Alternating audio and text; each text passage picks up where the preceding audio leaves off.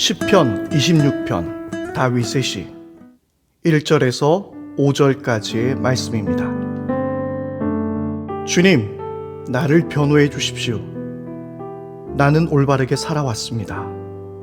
주님만을 의지하고 흔들리지 않았습니다. 주님, 나를 샅샅이 살펴보시고 시험하여 보십시오. 나의 속 깊은 곳과 마음을 달구어 보십시오. 나는 주님의 한결같은 사랑을 늘 바라보면서 주님의 진리를 따라서 살았습니다. 나는 헛된 것을 좋아하는 자들과 한자리에 앉지 않고 음흉한 자들과도 어울리지 않았습니다. 나는 악인들의 모임에서 그들과 어울리기를 싫어하고 한자리에 있지도 않았습니다.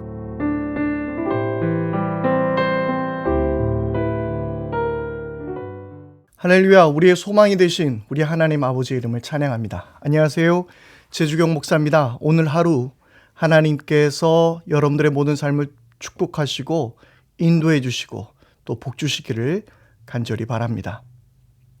이제 오늘 우리는 시편 26편의 말씀을 함께 계속 나눌 것입니다.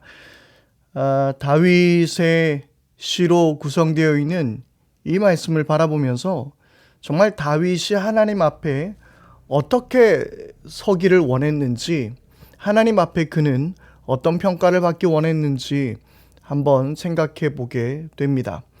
오늘 말씀을 1절의 말씀을 함께 보면은요, 주님, 나를 변호해 주십시오. 나는 올바르게 살아왔습니다 라고 말하고 있습니다. 이 말씀을 그 개역 개정 말씀으로 보게 되면 나는 완전함에 행하였다라고 말하고 있습니다. 우리는 이 구절을 읽으면서 좀 의아해하지 않습니까? 솔직히 우리가 기도할 때 하나님 앞에, 하나님, 나 똑바로 살아왔어요, 나는 완전하게 살았습니다 라고 누가 말할 수 있습니까? 사실 우리는 늘 기도할 때마다 항상 회개 기도하게 되고 막 그냥 용서해달라는, 주님, 이 죄인이 주님께 나왔습니다. 천부의 의지 없어서 손 들고 왔습니다. 우린 이렇게 기도하는데 오히려 지금 다윗은 1절부터 나는 완전함에 행했다고, 나는 올바르게 살았다라고 말하고 있습니다. 다윗은 어떻게 이렇게 말할 수 있었던 것일까요? 다윗이 좀 교만했나요? 이 말씀 가운데서 무엇을 다윗은 이야기하고 싶었을까요? 그 다음 구절을 계속 읽어보면 알 수 있을 것 같습니다. 다시 한번 1절 말씀을 읽겠습니다. 주님, 나를 변호해 주십시오. 나는 올바르게 살아왔습니다. 주님만을 의지하고 흔들리지 않았습니다. 바로 여기에서 그 다윗이 올바르게 살았다고, 완전함에 행하여 살았다는 그 의미를 알게 됩니다. 바로 그것은 다윗은 철저하게 주님만을 의지하며 살았다라는 것이죠. 바르게 살았다라는 말은, 올바르게 살았다라는 말은 주님을 의지하며 살았다라는 말과 동의어라고 우리는 생각해야 합니다.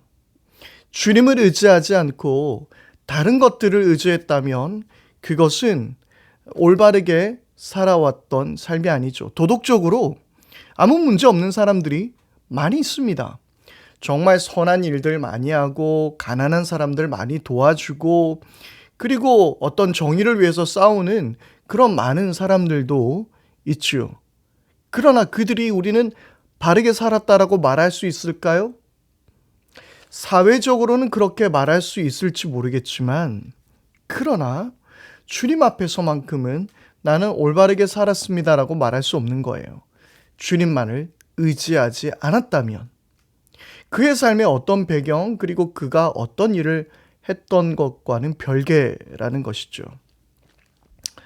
그래서 우리는 같은 말을 이렇게 뒤집을 수 있을 것 같아요. 바르게 살지 못했다라는 것은 주님만을 의지하지 않았다라는 말입니다. 사랑하는 여러분, 우리 모두가 주님만을 의지하여서 완전함에 행하며 바르게 살아갈 수 있게 되기를 바랍니다. 그리고 계속해서 우리가 말씀을 함께 보겠습니다. 3절 말씀인데요. 나는 주님의 한결같은 사랑을 늘 바라보면서 주님의 진리를 따라서 살았습니다. 다윗은 지금 주님의 진리를 따라서 살았다라고 이야기하죠. 앞서도 나는 주님만을 의지하면서 나는 올바르게 살았습니다 라고 말하고 있는데요.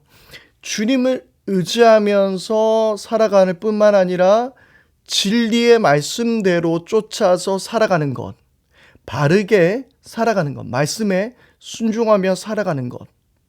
사실은 이런 일들이 쉬운 일이 아닙니다. 정말 주님만을 의지하면서 우리가 살아가는 것은 우리 당장 눈에 보이는 것들에게 우리의 마음이 빼앗기기 마련이거든요. 사람들이 생각나기 마련이고 어쩔 수 없어요. 돈이 필요할 때가 있고요. 건강이 필요할 때가 있고요. 실제적으로 나에게 도움을 줄 수 있는 사람에게 손을 내밀 때도 있습니다.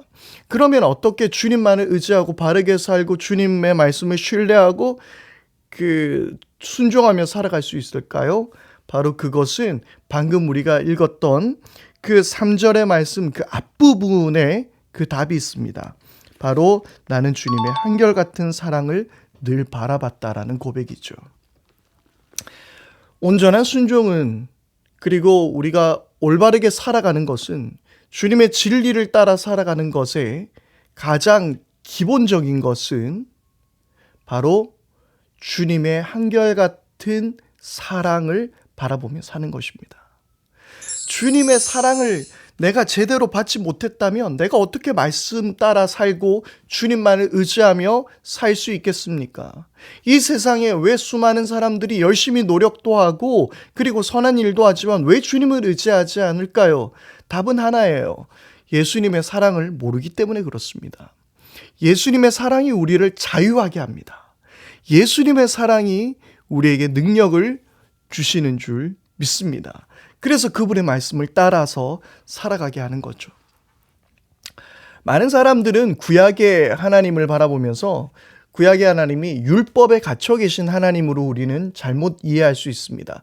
그러나 우리 하나님은 항상 그분은 먼저 사랑하셨고 그리고 부르셨고 지키셨고 그리고 순종하라 말씀하시는 거예요. 사랑을 먼저 보여주시고 이스라엘 백성들을 출애굽시켜 주시고 아브라함을 불러주시고 복 주신 후에 하나님 말씀을 지키라고 말씀하신 것이죠. 여러분, 그래서 우리를 구원하신 후에 하나님은 하나님의 말씀을 따라 순종하기를 원하셨던 것처럼 주님의 사랑을 충분히 경험하고 그 사랑을 누린 사람이야말로 하나님 말씀 앞에 자유하며 순종하며 살아갈 수 있는 것입니다. 여러분, 그래서요, 하나님께서 나를 변호해 주시고 하나님께서 나를 보시면서 판단해 주시기를 우리가 간절히 바라며 하나님의 사랑을 더욱더 의지하는 우리 모두가 되어야 될 것입니다. 고린도전서 4장 4절 말씀인데요. 나는 양심에 거리끼는 것이 없습니다. 그러나 이런 일로 내가 의롭게 된 것은 아닙니다. 나를 심판하신 분은 주님이십니다. 오늘 다윗과 같은 고백이 있죠. 나를 판단하고 나를 변호하고 나를 심판하는 것은 오직 주님밖에 없습니다. 주님만 의지하는 삶, 주님의 은혜만을 바라보는 삶, 바로 그것이 우리로 하여금 올바르게 살 수 있게 하시는 거예요. 누가 뭐라고 하든 우리가 주님 안에 거하고 주님께서 나를 판단해 주시기를 우리가 바라보며 나가십시다.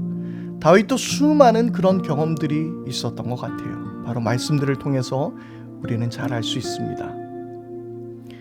그 누가 뭐라고 해도 그 누가 우리에게 어떤 판단을 내리더라도 우리는 주님을 사랑하고 주님의 말씀을 우리는 따라야 하는 것입니다.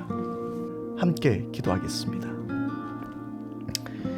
주님, 바르게 사는 것은 우리 주님의 말씀을 신뢰하고 인정하며 그리고 주님의 말씀에 순종하는 길입니다. 주님을 의지하는 길입니다. 그 모든 것의 힘은 내 속에서 나는 것이 아니라 내가 주님의 사랑을 더 경험할 때에 바로 그렇게 순종하며 살아가게 되는 줄 믿습니다. 우리로 하여금 늘 주님의 사랑 안에 거하게 하여 주시고 그리고 주님의 말씀 따라 사는 우리 모두가 되게 하여 주옵소서. 우리 주 예수 그리스도 이름으로 기도드립니다. 아멘. 우리 시간 함께 기도할 때 주님 나로 오늘 온전하게 살게 해주십시오. 올바르게 살게 해주십시오. 바로 그것은 주님을 의지하는 삶입니다. 주님을 더 의지하게 하여 주옵소서. 우리 그렇게 함께 기도하기를 바랍니다. 그리고 또한 우리 기도할 때에 주님의 말씀에 순종하면서 살아가게 하옵소서.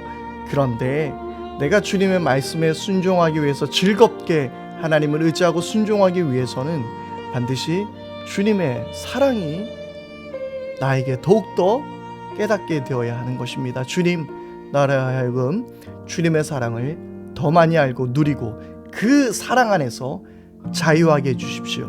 그렇게 기도하기를 바랍니다.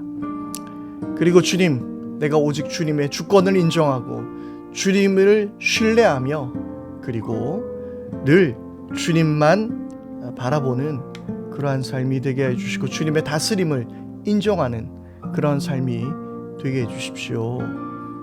우리 그렇게 함께 기도하기를 바랍니다. 오늘 주님의 은혜 안에서 승리하는 복된 날 되시기를 바랍니다.